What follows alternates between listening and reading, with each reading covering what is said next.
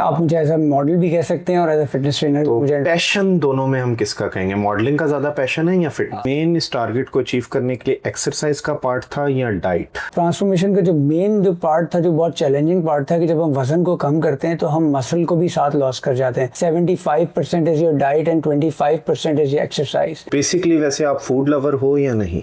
पतले दुबले होते हैं वो एक्टोमॉर्फ होते हैं। कढ़ाइयाँ, मुरग्गन, तिक्के, चरगे, ये सारी चीजें तो हम छोड़ नहीं सकते। फिर लंच थोड़ा सा लाइट कर लें या ना करें। 2500 कैलोरी की रिक्वायरमेंट, अगर आप 2500 कैलोरी से कम कैलोरी लेंगे तो आपका वजन कम होगा। मैं तो फिर कैलकुलेटर ही खोल के बैठा हूँगा जी। सुबह एग खाया है 10 कैलोरी हो गई, या पराठा खा लिया है 50 कैलोरीज ऐड हो गई। तो उस कैटेगरी में मैं भी किसी हद तक आता हूँ जो बहुत ज़्यादा फूड लवर है। अब आप नॉर्मली देख लें हमारे पाकिस्तान में, मेरा ख्याल है शायद 10 to 15% रेशो होगी लोगों की जो एक्सरसाइज करते हैं। कढ़ाई, गोश्त, निहारी, बिरयानी, मेरे मुंह में अभी पानी आ रहा है इन चीज़ों का नाम लेते हुए।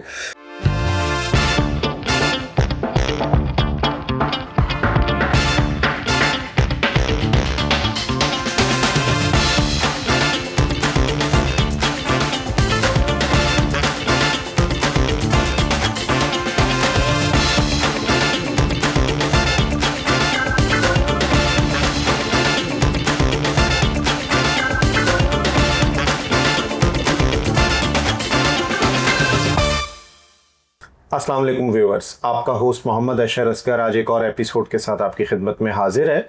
और आज हमारे साथ एक बड़े दिलचस्प गेस्ट मौजूद हैं। दिलचस्प इस सेंस में कि इन्होंने जो बातें मुझसे करनी है वो आप सबके इंटरेस्ट की बहुत ज़्यादा है। माशाल्लाह मॉडल हैं, फिटनेस ट्रेनर हैं, और इनसे आज हम तमाम वो टिप्स पे बात करेंगे जिनकी आपको, मुझे और हम सबको ज़रूरत है। अस्सलाम वालेकुम कामरान, कैसे मिजाज? वालेकुम सलाम, मैं बिल्कुल ठीक ठाक हूँ, आप सुनाइए? बिल्कुल ठीक ठाक। कामरान, मुझे ये बताएं कि आपका बेसिक तारुफ हम एज ए मॉडल करें या एज ए फिटनेस ट्रेनर करें? आप अपने आप को कैसे डिफाइन करते हैं? मैं अपने आप को ऐसे डिफाइन करता हूँ कि एज अ फिटनेस ट्रेनर भी डिफाइन करता हूँ और एज अ मॉडल भी, क्योंकि दोनों चीज़ों को साइमल्टेनियसली मैंने दोनों प्रोफेशन को किया है। तो आप मुझे एज अ मॉडल भी कह सकते हैं और एज अ फिटनेस ट्रेनर। तो पैशन दोनों में हम किसका कहेंगे? मॉडलिंग का ज़्यादा पैशन है या फिटनेस ट्रेनर? अब अगर आप मुझे कहेंगे तो अब मॉडलिंग का इतना पैशन नहीं है, लेकिन अब बहुत ज़्यादा पैशन जो है वो फिटनेस का थोड़ा सा ज़्यादा है। अच्छा जी। वो मेरा ख्याल है शायद इसलिए कि आपने अपने फिटनेस गोल अचीव कर लिए हैं। तो हाँ, ये आप कह सकते हैं कि मैंने अपने फिटनेस गोल अचीव कर लिए। रिसेंटली मैंने एक ट्रांसफॉर्मेशन भी अपनी की है जिसकी वीडियो बहुत जल्दी आने वाली है जी। तो ट्रांसफॉर्मेशन में आपने कितने केजी लूज़ किया?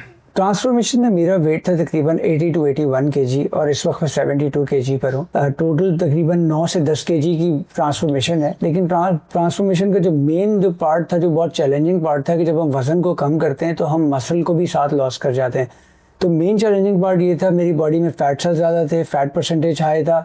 उस फैट को कट भी करना था और मसल को भी मेंटेन रखना था कि मैं कमज़ोर ना लगूं। यूजुअली लोग जब फैट परसेंटेज को कम करते हैं तो वो उनके कंधे ख़त्म हो जाते हैं, लेग्स उनके जो हैं वो बिल्कुल वीक हो जाते हैं। बेली से फैट तो जाता ही है लेकिन वो बाकी ओवरऑल वीक हो जाते हैं। तो उस चीज़ के लिए एक बहुत एफ़र्ट और एक हार्ड वर्क और एक कंसिस्टेंसी के साथ मैंने इसको किया। और ये सफ़र कितने मुद्दत पे मुहित? ये टोटल जो था 8 हफ्तों के ऊपर था। 8 हफ्तों के अंदर एक मैंने खुद अपने आप को एक टारगेट दिया। बिकॉज जब आप अपने आप को एक चीज़ का टारगेट दे देते हैं कि आपको इतने टाइम में ये चीज़ को अचीव करना है, तो आपके अंदर एक ऑटोमेटिकली एक मोटिवेशन भी होती है और एक आपके अंदर एक स्पिरिट भी होती है कि आप उस टारगेट तक पहुँच जाएँ। तो अपने उस टारगेट को इस टाइम में तो मेन इस टारगेट को अचीव करने के लिए एक्सरसाइज का पार्ट था या डाइट? ये बहुत अच्छा क्वेश्चन है। अक्सर लोग मुझसे ये कहते हैं और मैंने सुना भी है, अक्सर आपने भी कई दफ़ा सुना होगा कि 75% is your diet and 25% is your exercise. बात ये बिल्कुल ठीक है, मैं इस बात को बिल्कुल एक्सेप्ट करता हूँ कि 25% is your exercise and 75% is your diet. But जो 25% आप एक्सरसाइज करते हैं वो आपको पुश करता है उस 75% को करने के लिए। जब आप जिम जाते हैं, एक्सरसाइज करते हैं, एफर्ट करते हैं, तब आपका फिर दिल करता है वो जो पूरा दिन आपने 75% डाइट करनी है उसको पुश करने के लिए। अगर आप एक्सरसाइज नहीं कर रहे होते 25% और सिर्फ डाइट कर रहे होते हैं तो आपकी कंसिस्टेंसी कहीं ना कहीं ब्रेक हो जाती है। तो एक्सरसाइज का बहुत बड़ा रोल है उसका 25% ही, बट वो जो 75% डाइट कर रहे हो वो उसको पुश करता है करने के लिए। तो बेसिकली वैसे आप फूड लवर हो या नहीं?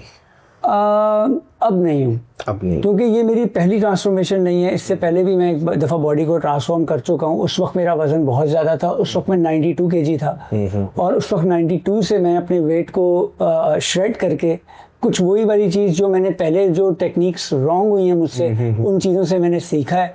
तो पहले मैं 92 से 62 केजी के ऊपर आया था, 30 केजी मैंने वेट लॉस किया था, बट उसमें मैं बहुत ज़्यादा मसल लॉस कर गया था। इस दफ़ा जो मैं ट्रांसफॉर्मेशन की है वो बहुत स्टडी ट्रांसफॉर्मेशन है, हर चीज़ को प्रॉपर रखा है, न्यूट्रिशन को माइंड में रखते हुए, कोई वीकनेस ना हो, बाकी चीज़ें, कोई भी स्किन भी बेहतर है, तो इन सब चीज़ों को करते हुए मैंने इसको ट्रांसफॉर्म। माशाल्लाह, नहीं दैट्स वेरी नाइस। लेकिन मेरा एक सबसे इम्पोर्टेंट क्वेश्चन है कि स्पेशली ऐसे लोग जिनमें शायद उस कैटेगरी में मैं भी किसी हद तक आता हूँ, जो बहुत ज़्यादा फूड लवर हैं और जिनको टाइम कंस्ट्रेंट बहुत ज़्यादा है, एक्सरसाइज नहीं कर सकते, बिजी रूटीन्स हैं। अब आप नॉर्मली देख लें हमारे पाकिस्तान में, मेरा ख्याल है शायद 10 to 15% रेशो होगी लोगों की जो एक्सरसाइज करते हैं। तो हमारे जैसे लोगों के लिए क्या आपका सजेशन है कि अपने आप को किस तरह फिट रख सकते हैं, बेली फैट, टमी फैट कम रहे उनका, फूड भी खाना है, जाहिर है कढ़ाइयाँ, मुरग्गन, तिक्के, चरगे, ये सारी चीज़ें तो हम छोड़ नहीं सकते, तो क्या करें अपने आप को फिट रखने के लिए? देखिए, कुछ चीज़ों पे आपको सेक्रीफाइस करना पड़ता है। मैं ये नहीं कहूँगा तो नहीं कर सकते मैं ये तो नहीं कहूँगा कि आप बिल्कुल ऐसा सेक्रीफाइस करें कि बिल्कुल खाने को छोड़ दें, लेकिन कैलोरी डेफिसिट पे आ सकते हैं। अगर आपको अपनी फेवरेट डिश खानी है तो उस दिन आप ये कर सकते हैं कि थोड़ा सा आप बाकी कैलोरी का इंटेक कम करें, अपनी कैलोरी को बैलेंस करें। बस ये इंसान अगर चीज़ सीख ले कि कैलोरी को किस तरह से बैलेंस करना है, तो बॉडी कभी भी आपकी एक्स्ट्रा फैट गेन नहीं करेगी। तो ये एक बहुत इंपॉर्टेंट चीज़ है कि आप कैलोरी को बैलेंस कर लें। अगर आपने फॉर एग्जांपल कोई ऐसा मील लेना है जो कि हैवी है, चरगे या मुरगन जो ग़िज़ाएं आपने बताई हैं, तो अगर वो उस टाइप का कोई खाना खाना है तो आप, मैं ये कहूँगा कि आप फिर लंच थोड़ा सा लाइट कर लें या ना करें, स्किप कर दें और फिर अपना वो आप खा लें, ताकि कैलोरी थोड़ी सी बैलेंस। असल में इशू हुई है ना कि अगर घर के खाने हो तो फिर भी एक रीज़नेबल होता है, लेकिन जिस तरह हमारे प्रोफेशन है और बेतहाशा ऐसे लोग हैं जिसमें बाहर का फूड बहुत इन्वॉल्व होता है, बाहर की बिरयानियाँ, ऑयल, घी भी पता नहीं किस क्वालिटी के यूज़ हुए होते हैं, कढ़ाई, गोश्त, निहारी, बिरयानी, अब मेरे मुंह में अभी पानी आ रहा है इन चीज़ों का नाम लेते हुए। तो इस तरह के फूड के साथ बड़ा मुश्किल है मेरा ख्याल है ऐसे जो फूड लवर हैं वो फिट रह सकें ना। बिल्कुल, आपका बिल्कुल ये सही बात है कि देखें, मेन चीज़ होती है कि आप कितने कैलोरी इनटेक कर रहे हैं और कितने कैलोरी को बर्न कर रहे हैं। कि अगर आप बर्न नहीं कर रहे हैं और सिर्फ कैलोरी इनटेक कर रहे हैं, और दूसरी मोस्ट इंपॉर्टेंट चीज़ जो आ जाती है वो होती है बॉडी टाइप। कि आपका बॉडी टाइप कौन सा है। अब हमारे बॉडी टाइप ही 3 किस्म के होते हैं, एंडोमॉर्फ होता है, मेसोमॉर्फ होता है, एक्टोमॉर्फ होता है। कुछ होते हैं जो पतले दुबले लोग होते हैं, वो बस खाते चले जाते हैं। सॉरी, मैं आपको यहीं पे कट करूंगा। आपने ये 3 टाइप की बॉडी टाइप बताई है, तो एक लेमैन हमारे जैसा या हमारे व्यूअर जो देख रहे हैं वो कैसे जज कर सकते हैं कि हम किस बॉडी टाइप में हैं? मैं आपको, बहुत अच्छा क्वेश्चन है, मैं आपको उसको बताता हूँ कि जो लोग बिल्कुल पतले दुबले होते हैं वो एक्टोमॉर्फ होते हैं। वो लोग, उनका मेटाबॉलिज्म इतना फास्ट होता है कि वो कुछ भी खाते हैं, उनकी बॉडी इवन तो कुछ न्यूट्रिशन को भी अब्जॉर्ब नहीं करती और वो फ्लैश आउट हो जाते हैं। वो लोग होते हैं एक्टोमॉर्फ, वो पतले दुबले लोग होते हैं। वो कढ़ाई भी खा लें, निहारी भी खा लें, हलवे भी खा लें और जो मर्जी है रसमलाइयाँ खा लें, उनको कुछ नहीं। हमारे कैमरामैन खड़े हैं कैमरे के पीछे तो बिल्कुल। और दूसरा बॉडी टाइप होती है मेसोमॉर्फ। ये बॉडी टाइप कुछ कदरे बेहतर होती है, ये मिडिल में होती है। इन लोगों की बॉडी पे इतनी इजीली फैट भी नहीं आता और ये मसल को भी थोड़ा सा गेन कर लेते हैं। एक होते हैं एंडोमॉर्फ। मैं आपको इस वक्त दिखने में फिट लग रहा हूँ, लेकिन मेरी बॉडी टाइप एंडोमॉर्फ है। अगर जो लोग मुझे पहले से जानते हैं उनको पता है कि मैं कितना ज़्यादा अपने टीन एज में और उसके वक्त में कितना ज़्यादा हैवी था। तो वो लोग होते हैं, वो कुछ भी खा लेते हैं, उनका मेटाबॉलिज्म इतना स्लो होता है कि वो बॉडी में फैट गेन करना शुरू करते हैं। उनके फैट सेल्स हैं, वो फैट को अब्जॉर्ब करना शुरू कर देते हैं। तो ये बॉडी टाइप होता है यूजुअली हमारी जो सोसाइटी। और ये बॉडी टाइप वक्त के साथ साथ बाय द वे चेंज भी होता है। जब आपकी बॉडी में हार्मोनल चेंज होता है तो आपकी बॉडी टाइप साथ साथ चेंज भी होती है। आपने कुछ खवातीन को देखा होगा शादी से पहले बहुत पतली होती हैं, या कुछ मर्दों को भी देखा होगा कि सर्टेन एज से पहले वो पतले होते हैं और एकदम फिर वो वेट गेन की तरफ चले जाते हैं। वो उनका होता है हार्मोनल इम्बैलेंस हो जाता है, हार्मोन की वजह से कुछ बॉडी टाइप भी चेंज हो जाता है। कुछ ये रीजंस होते हैं, तो ये होता है। अच्छा, फॉर एग्जांपल जिस तरह आपने बताया, मुझे अपनी कैटेगरी या नॉर्मली जो हमारे जैसे थोड़े लेजी फूड लवर्स या जिनके पास टाइम नहीं है, वो ये आखिरी बॉडी टाइप में लग रहे हैं, जो फ़ौरन खाते हैं तो फैट गेन होता है, टमी फैट आ जाता है।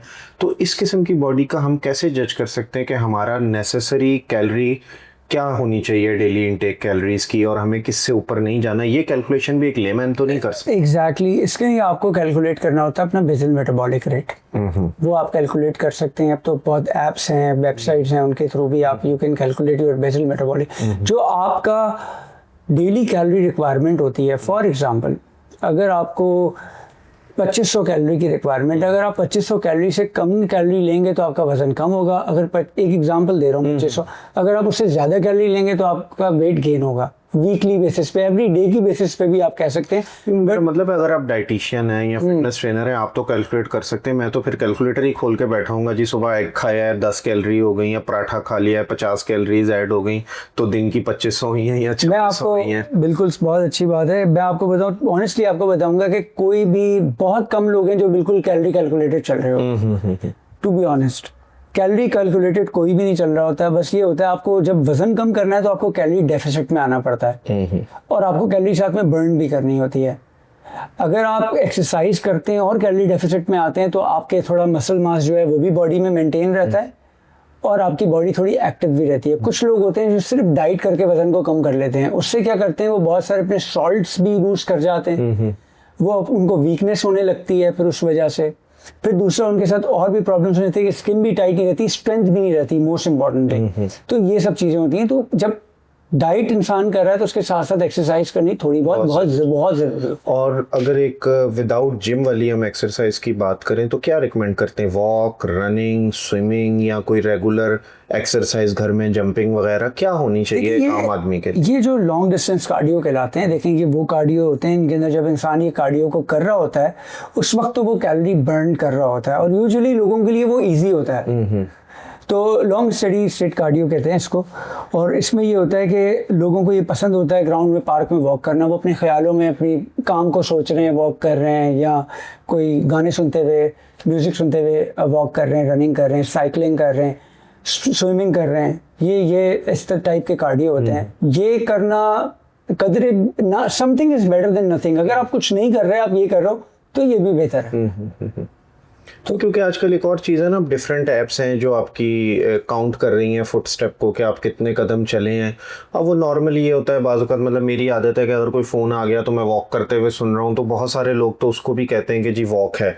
आप क्या कंसिडर करते हैं कि अगर दिन में फॉर एग्जांपल 10,000 स्टेप चल रही हैं, चाहे वो इसी तरह के स्टेप्स हैं, ऑफिस में आ रहे हैं, जा रहे हैं, सीढ़ियाँ चढ़ रहे हैं, गाड़ी तक जा रहे हैं, तो क्या वो भी फिटनेस में काउंट होते हैं? देखें वो तो आपकी डेली एक एक्टिव रूटीन है। एक होते हैं सेडेंट्री लाइफस्टाइल, वो एक इंसान जो कि अपने घर से निकलता है, कार में बैठता है या बाइक पे बैठता है, जैसे भी अपने काम पर जाता है, फिर ऑफिस में चेयर पे बैठ जाते हैं, पूरा दिन ऑफिस में काम किया, फिर घर गए, फिर काउच पे बैठे, वहीं खाना खाया, टीवी देखा और सो गए। ये होता है सेडेंट्री लाइफस्टाइल। उनकी कोई मूवमेंट नहीं होती। कुछ लोगों की मूवमेंट होती है जिनकी एक्टिव रूटीन होती है। फॉर एग्जांपल कोई ऐसा इंसान होता है जिसका आउटडोर का वर्क होता है, जिसको वॉकिंग कभी ज़्यादा हो जाती है, या कोई मैं ये कह सकता हूँ कि जिनकी जॉब ही इस तरह की आउटडोर है कि जो हर वक्त जिनको वॉकिंग, बस बैठ रहे हैं, उठ रहे हैं, खड़े हो रहे हैं, वॉक कर रहे हैं, उन लोगों की कैलोरी ऑब्वियसली बर्न हो रही होती है। तो वो जो स्टेप्स उनके काउंट, उनकी ऐप या कोई फिटनेस ट्रैकर वो अगर पहनते हैं, वो काउंट कर रहा है, तो वो बिल्कुल जेन्युइन होता है।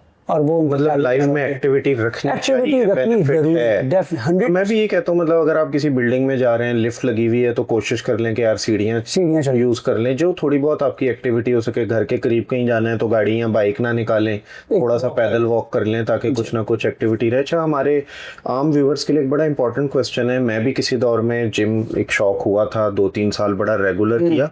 तो जो जिम के नॉर्मल ट्रेनर्स हैं वो बहुत ज़्यादा वेल एजुकेटेड नहीं होते। ज़्यादा उनका यही होता है कि वेट ट्रेनिंग करानी है भाई, 5 kg उठाओ, अब 10 उठाओ, अब 30 उठाओ। साथ साथ अक्सर जिम ट्रेनर्स मैंने देखा है फैट बर्नर्स रिकमेंड करते हैं, कैप्सूल्स डिफरेंट नामों से या डिफरेंट सप्लीमेंट्स हैं, कुछ बड़े ब्रांड्स के भी हैं फैट बर्नर्स। मुझे कुछ लोगों ने उसमें कहा है कि वो बड़े डेंजरस होते हैं, किडनी के लिए बड़े डेंजरस हैं और इंटरनल ऑर्गन्स को नुकसान पहुंचाते हैं। आप उसके बारे में क्या कहते हैं? क्या फैट बर्नर्स लेने चाहिए, नहीं लेने चाहिए, क्या है? देखिए, फैट बर्नर्स लोगों को अवेयरनेस नहीं है। सबसे पहली चीज़, लोगों को ये भी नहीं पता होता कि हमें कौन सी चीज़ इस्तेमाल करनी है और कौन सी नहीं। लोगों को थोड़ी सी आई थिंक, मुझे ऐसा लगता है कि अवेयरनेस प्रोडक्ट्स के बारे में इतनी नहीं है। हर इंग्रेडिएंट अलग होता है। 2 किस्म के फैट बर्नर्स होते हैं, एक होते हैं स्टिमुलेंट फैट बर्नर्स और एक होते हैं नॉन स्टिमुलेंट फैट बर्नर। जो नॉन स्टिमुलेंट फैट बर्नर्स होते हैं वो नेचुरल इंग्रेडिएंट्स पे बने हुए होते हैं, उनकी बेस पे बने हुए होते हैं। जो स्टिमुलेंट फैट बर्नर्स होते हैं वो हाई कैफीन होते हैं और वो आर्टिफिशियल इंग्रेडिएंट्स होते हैं। जो स्टिमुलेंट फैट बर्नर्स होते हैं उनके रिजल्ट्स तो फास्ट होते हैं, लेकिन वो कहीं ना कहीं आपको कोई ना वेट भी लॉस करा देते हैं, बट वो आपको कहीं ना कहीं कोई ना कोई लॉस करते हैं। फॉर एग्जाम्पल, जो स्टिमुलेंट फैट बर्नर हैं जो जल्दी वेट लॉस करा रहे हैं, वो आपका मसल भी साथ में लॉस कर देंगे। वो आपका इतना तेजी से वजन गिराएंगे अगर आप, और उनके लिए भी डाइट करनी जरूरी है। ऐसा नहीं है कि मैं सारी चीजें खाऊं, बिरयानी भी खाऊं और कोरमा भी खाऊं, मीठे भी खाऊं और मैं कोई फैट बर्नर ले लूँ स्टिमुलेंट और मेरा वजन कम हो, तो फिर वो नहीं होगा। अगर आप डाइट कर रहे हैं और उसके साथ फैट बर्नर ले रहे हैं तो फिर आपका वजन तो कम होगा, लेकिन वो फैट वेट, मसल वेट भी चला जाएगा। जो नॉन स्टिमुलेंट फैट बर्नर होते हैं ये रेकमेंड किए जाते हैं हेल्थ को देखते हुए कि आपको कोई हेल्थ इशू तो नहीं है, उसको देखते हुए रेकमेंड किए जाते हैं, जिसमें कुछ इंग्रेडिएंट्स हैं, CLA है, कॉन्जुगेटेड लिनोलिक एसिड होता है, L-कार्निटीन एक बहुत अच्छा अमीनो एसिड है। तो ये एक ऐसे फैट बर्नर्स होते हैं, ये नॉन स्टिमुलेंट फैट बर्नर्स हैं, ये आप इस्तेमाल कर सकते हो और ये आपके अपने ही बॉडी फैट को एनर्जी फ्यूल में कन्वर्ट कर देता है। लेकिन कामरान, यहाँ पे बड़ा इंपॉर्टेंट एक क्वेश्चन है कि ये रिकमेंड कौन करते हैं? ये वो फिटनेस ट्रेनर रिकमेंड कर रहे हैं जिनके पास खुद कोई एजुकेशन नहीं, मतलब माशाल्लाह मैं आपसे गुफ्तगू कर रहा हूँ तो मुझे पता लग रहा है कि आपको इस फील्ड का पता है, यू आर क्वालिफाइड, आपको टेक्निकली सारी चीज़ों का नॉलेज है। जो आम जिम ट्रेनर है वो तो अनएजुकेटेड है, सिर्फ उसने मसल्स बनाए हुए हैं और वो बस लोगों को कह रहा है कि भाई बस रैप्स लगाई जाओ और एक्सरसाइज, और वो हर एक को दिए जा रहे हैं कि यार आप फैट बर्नर खाएं, आप मसल बिल्ड करने के लिए ये टैबलेट खाएं, फलाना ब्रांड है, GNC है और 10 ब्रांड्स के सप्लीमेंट्स, प्रोटीन शेक्स, बगैर किसी एजुकेशन और नॉलेज के अंधाधुंध वो रिकमेंड कर रहे हैं। तो अब उसमें भी दो कैटेगरीज हैं कि कुछ जिम्स बहुत अच्छी क्वालिटी के हैं जहाँ क्वालिफाइड ट्रेनर है, कुछ गली मोहल्ले में छोटे छोटे जिम्स खुले हुए हैं जहाँ पे हमारे नॉर्मल यूथ जा रही है, तो वो तो बिल्कुल अनएजुकेटेड फिटनेस ट्रेनर है। बिल्कुल। आप देखिए, मैं इस वक्त फिटनेस ट्रेनर्स की बात तो नहीं करूंगा कि जो ट्रेनर्स हैं वो, मेरा बेसिकली क्वेश्चन का मकसद है कि हमारे व्यूअर्स को आइडिया हो कि उन्होंने क्या यूज करा। मैं बिल्कुल उसी बात पे आ रहा था कि मैं फिटनेस ट्रेनर्स को तो नहीं कहूंगा कि वो ठीक कर रहे हैं या गलत, because 5 fingers are not same, 5 उंगलियां बराबर नहीं है। क्या पता कुछ ठीक चीज रेकमेंड करोगे, बिकॉज मुझे भी नहीं मालूम। तो मैं ये बात करूंगा कि जिसको रेकमेंड किया जा रहा है, जैसे जो व्यूअर्स देख रहे हैं, अगर उनको कोई रेकमेंड कर रहा है तो आजकल देखें टेक्नोलॉजी का ज़माना है, आप गूगल पे उस इंग्रेडिएंट जो भी आपको दिया जा रहा है आप उसको सर्च करें, उसको देखें कि वो स्टिमुलेंट है, नॉन स्टिमुलेंट है, उसके पॉसिबल साइड इफेक्ट्स क्या हो सकते हैं। आप हाइपरटेंसिव तो नहीं, अगर आप हाइपरटेंसिव हो पकड़ के अगर आपको कोई ट्रेनर स्टिमुलेंट फैट बर्नर दे देता है तो आपका हार्ट रेट बहुत हाई हो जाएगा, और बैठे बैठे हार्ट रेट हाई होना इज़ नॉट हेल्दी। तो आप व्यूअर्स को मैं यही कहूँगा कि आप सबसे पहले कोई भी आपको कोई चीज़ रेकमेंड करे, आप उसकी खुद से स्टडी करो। कोई भी चीज़ खाने से पहले आप उसको देखें। हमें कोई चीज़ अच्छी लगती है, हमें टेस्ट में अच्छी लगती है तो हम खा लेते हैं, फॉर एग्जांपल। तो अब ये चीज़ है, अगर आपको एक चीज़ एक इंग्रेडिएंट है जो किसी ने रेकमेंड किया है फैट बर्न करने के लिए, तो आपका खुद ये जिम्मेदारी बनती है कि आप उसको पहले रिसर्च करें, उसको पढ़ें, उसको देखें। अगर आपको वो सूटेबल होती है आपकी हेल्दी बॉडी के लिए तब आप उसको इस्तेमाल करें, वरना वो आप ना करें। जी व्यूअर्स, ये बड़ी इंपॉर्टेंट बात कामरान ने की है। मैं भी आपको यही रिकमेंड करूंगा कि हर जगह किसी भी जिम ट्रेनर के पास जाएं, जो भी चीज़ वो रिकमेंड करे उसको आप स्टडी ज़रूर करें, क्योंकि आजकल यंग एज में हार्ट अटैक और ये वाली चीज़ें बहुत सुनने को मिल रही हैं। तो उनकी दो ही रीज़न्स हैं, एक तो ये इस किस्म की कोई गलत स्टेरॉइड्स, मेडिसिन, फैट बर्नर्स का यूजेज, या फिर एक्स्ट्रा जो हम लोग कैलोरीज खा रहे हैं, जो हमारे कोलेस्ट्रॉल लेवल्स बहुत ज़्यादा हाई हैं, हमें पता ही नहीं होता, और हमारे जिस्म के अंदर जो फूड, कढ़ाइयाँ, निहारियाँ, सारी चीज़ें हम लोग खा रहे होते हैं और टेस्ट किसी किस्म का हम लोग करवा नहीं रहे होते। तो एक तो थोड़ा सा अपनी हेल्थ की केयर करें, फिटनेस के साथ साथ अपने कोलेस्ट्रॉल लेवल्स और इन चीज़ों को भी रेगुलर चेक करवाते रहें। अच्छा, एक और क्वेश्चन है, आजकल डिफरेंट किस्म की जो डाइट प्लान्स हैं, डिफरेंट डाइटिशियंस हैं जो दे रहे हैं जी। कोई कहता है कि लो कार्ब डाइट है, कोई प्रोटीन डाइट है, एक वो बड़ा आजकल हमारे मीडिया इंडस्ट्री में फेमस है कीटो डाइट। तो इसके बारे में, डाइट प्लान्स के बारे में आप क्या राय देंगे? और कीटो इज इट गुड, क्योंकि उसमें भी आप ये फैट की इंटेक काफ़ी ज़्यादा है जो मैंने देखिए, डाइट प्लान्स वेरी करते हैं आपके गोल पर, कि आपको जो डाइट प्लान रेकमेंड किया जा रहा है वो मसल बिल्ड करने के लिए रेकमेंड किया जा रहा है या फैट लॉस करने के लिए। अगर आप फैट लॉस की मुझसे बात करते हैं कि फैट लॉस के लिए जो मुख्तलिफ किस्म के डाइट प्लान है, देखिए कीटो की जैसे बात है, कीटो वर्क करता है लेकिन वो सस्टेनेबल नहीं होता लोगों के लिए हमारी सोसाइटी में। क्योंकि जो हमारी सोसाइटी में जो हमारे ट्रेडिशनल फूड है, जो हमारे खाने, अगर आप कीटो से किसी ने 10 kg से 15 kg कम कर दिए हैं और उसके बाद वो नॉर्मल खाने की तरफ फ़ौरन आ जाते हैं, तो वो 10-15 kg उनके अक्सर ये देखा गया कि वो वापस भी आ जाते हैं। तो बात यह है कि जब आप किसी भी डाइट प्लान को फॉलो करते हैं, फॉर एग्जांपल अगर आप कीटो को करते हैं और उसके बाद उस कीटो को से आप नॉर्मल डाइट की तरफ आने लगते हैं, तो आपको स्लोली ग्रेजुअली नॉर्मल डाइट पे आना है। ऐसा नहीं है कि नेक्स्ट डे आपने बर्गर खा लिया फ्राइज खा लिए। असल में ये होता तो- है ना, मैं खुद भी डाइट्स वगैरह करता हूँ, 20-25 दिन डाइट की है तो वो बस हुई होती है कि यार अब तो आज डाइट खत्म हुई है तो आज तो बस एंजॉय करना है, फूड खाना है, तो यही होता है। बट वो लोग देखिए, एक दफ़ा खाने की बात कुछ और होती है। अब लोग उसको मामूल बना लेते हैं कि आज खाया है, फिर कहते हैं अगले दिन भी खा लो, फिर वो कहते हैं यार चलो 2-3 दिन ब्रेक ले लेते हैं, फिर 2-3 दिन से वो 1 हफ्ते की ब्रेक होती है, हफ्ते से 10 दिन पे जाती है, और वेट को वो मॉनिटर नहीं करते और वेट फिर उनका शूट कर जाता है वापस, और फिर वो मोटिवेशन नहीं रहती उनको, बिकॉज जब फिर बॉडी जो है वो कीटोसिस से निकल जाती है, आपकी बॉडी उस फेज में नहीं होती, फिर बॉडी को दोबारा उस फेज में आने के लिए आपको दोबारा डाइट स्टार्ट करनी पड़ती है। फिर बॉडी तकरीबन हफ्ता 10 दिन लेती है उस डाइट को समझने के लिए, आपका सिस्टम उस डाइट को समझता है कि अब ये डाइट हो रही है, फिर आपका बॉडी रिजल्ट देना शुरू करता है। वेरी नाइस कामरान जी। व्यूअर्स, तो बहुत सारे सवालात आप लोगों के जहन में होंगे जो आप लोग करना चाह रहे होंगे, लेकिन वक्त की कमी की वजह से जाहिर है हम बहुत सारी चीज़ें नहीं पूछ पाते। मैं एक चीज़ आपको बताना चाहूँगा कि कामरान अपना यूट्यूब चैनल शुरू कर रहे हैं जिस पे ये फ़िटनेस के हवाले से जो बातें आप देख रहे हैं, सुन रहे हैं, इस तरह के मज़ीद सवालात के जवाबात आपको उस यूट्यूब चैनल को सब्सक्राइब करने से ज़रूर मिल जाएंगे। लिंक आपको नीचे स्क्रीन पर मिल जाएगा इनके चैनल का, तो वो भी आप ज़रूर सब्सक्राइब करें। माशाल्लाह बड़ी इंटरेस्टिंग बातें हैं, मैं तो आज ही फ़ौरन इसको सब्सक्राइब करूँगा ताकि ये मज़ीद जितनी भी फ़िटनेस की टिप्स दें तो हम भी उन टिप्स से फ़ायदा उठा सकें और थोड़े से फिट रह सकें। जी कामरान, जाने से पहले मैं चाहूँगा व्यूअर्स के लिए कोई पैगाम देना चाहें, फ़िटनेस के हवाले से एक मैसेज दें और फिर हम बस मैं व्यूअर्स को यही एक पैगाम देना चाहूँगा कि आप एक्सरसाइज को अपनी एक्टिविटी के अंदर ऐड कर लें। कोई भी एक्टिविटी करें, हफ्ते में 3 दिन भी चाहे जाएं जिम, लेकिन ज़रूर जाएं। कोशिश करें कोई ना कोई हेल्थी एक्टिविटी करें। और एक और चीज़ जो बहुत मैं देख रहा हूँ कि जो निगलेक्ट की जा रही है वो है स्पोर्ट, कि आप कोई भी स्पोर्ट खेलें, चाहे तो आप फुटबॉल खेलें, बैडमिंटन खेलें, जो आप एक फ़न भी होता है और उसमें आप कैलोरी भी बर्न कर रहे होते हैं और आपकी थोड़ी सी मूवमेंट एक्सरसाइज भी हो जाती है और आपकी मेंटल हेल्थ के लिए भी बहुत अच्छा होता है। Exercise is really good for your mental health, it works like anything. तो एक्सरसाइज को बिल्कुल रखें और अपने डाइट के ऊपर फोकस करें, जिसमें आप ये जो फ्राइड फूड होते हैं, हाई ट्रांस फैट वाली चीज़ें होती हैं। बिकॉज हमारी सोसाइटी के अंदर मैं एक चीज़ देखता जा रहा हूँ कि बहुत ज़्यादा कम एज के अंदर आप देखेंगे, अगर हॉस्पिटल्स में जाएं तो हार्ट पेशेंट्स जो हैं वो बढ़ते जा रहे हैं, बिल्कुल लोग डायबिटिक होते जा रहे हैं। आप ये परसेंटेज अगर आप ओवरऑल रिसर्च पे देखें तो ये बहुत ज़्यादा इंक्रीज हो रहा है और ये सब कुछ खाने से है। आप लिटरली अभी थोड़े दिन पहले मैं एक वीडियो देख रहा था एक यूट्यूबर की, तो उसमें 3 कंट्रीज आ रही थी, इंडिया, पाकिस्तान और ईरान। ये 3 कंट्रीज हैं जहाँ पे ये रेशो ये बढ़ता चला जा रहा है, जहाँ पे लोग हार्ट पेशेंट और डायबिटिक होते चले जा रहे हैं। सो ये सब कुछ खाने की वजह से, सारी चीज़ें खाने को कंट्रोल रखें, फ़ैट का इनटेक ज़रा थोड़ा सा कम रखें, कार्बोहाइड्रेट ज़रा देख के लें और फाइबर का इनटेक रखें ताकि आपका फूड अच्छे से डाइजेस्ट हो सके। Thank you very much Kamran, आपने बड़ी इंटरेस्टिंग बातें की हैं जो हमारी हेल्थ के लिए भी बड़ी इंपॉर्टेंट है और यकीनन व्यूअर्स भी कोशिश करेंगे कि इन बातों से फ़ायदा उठाएं। इंशाल्लाह बहुत जल्द एक और सेशन आपके साथ करेंगे जिसमें इससे आगे की जो बहुत सारी गुफ्तगू रह गई है वो इंशाल्लाह कंटिन्यू करें। Thank you very much Kamran, बहुत शुक्रिया। थैंक यू व्यूअर्स, इंशाल्लाह बहुत जल्द एक और एपिसोड के साथ आपकी खिदमत में हाजिर होंगे। अल्लाह हाफिज़।